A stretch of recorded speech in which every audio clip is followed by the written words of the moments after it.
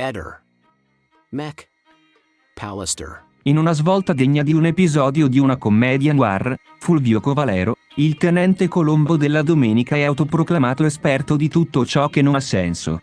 Si è immerso nel misterioso caso di Trieste con l'ardore di chi ha appena scoperto che il telecomando della TV funziona anche sul microonde.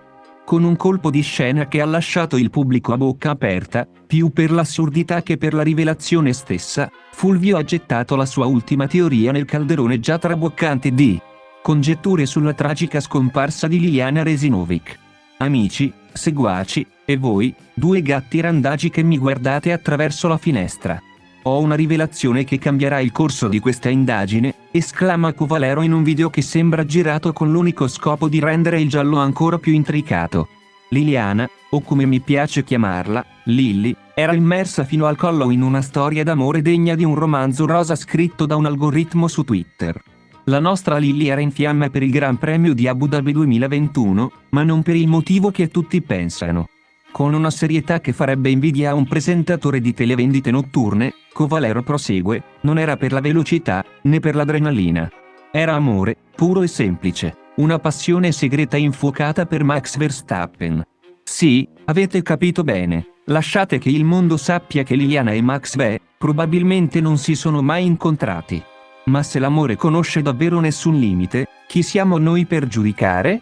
In un attacco di umorismo che rivaleggia con la sua logica, Covalero continua, naturalmente, questa teoria potrebbe non piacere a tutti. Ma chiediamoci, ha davvero meno senso delle ipotesi che abbiamo sentito finora? E non dimentichiamo i veri indizi, le impronte digitali fantasma, le chiavi perdute come i calzini nella lavatrice e le ecchimosi che sono più eloquenti di qualsiasi dichiarazione. Concludendo il suo discorso con un'aria di chi ha appena risolto un puzzle di 1000 pezzi solo per scoprire che manca l'ultimo pezzo, Covalero lancia un appello. Forse dovremmo chiedere a Sebastiano se ha chiesto a Lilly di fare quelle ricerche. Magari stava solo cercando di vincere una scommessa sul campione del mondo. Dopotutto, chi tra noi non ha detto amore, puoi cercare rapidamente chi vincerà la Formula 1 almeno una volta nella vita?